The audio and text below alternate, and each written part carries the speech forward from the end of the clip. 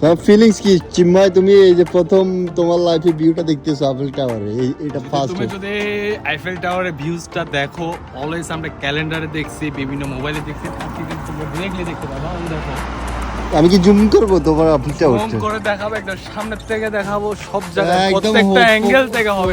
পোকাটা ফাটা দিচ্ছি আমি, দাঁড়াও। এই যে আইফেল টাওয়ার ভিতরে চলে গেলাম।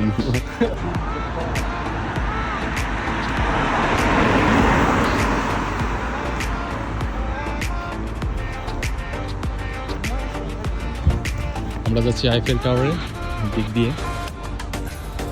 এখানে অলিম্পিক হইতেছে 2024-এ। আপনারা যদি দেখেন, অলিম্পিকের জন্য ওরা এই জায়গাটাকে কিন্তু খুব সুন্দর করে সাজিয়েছে।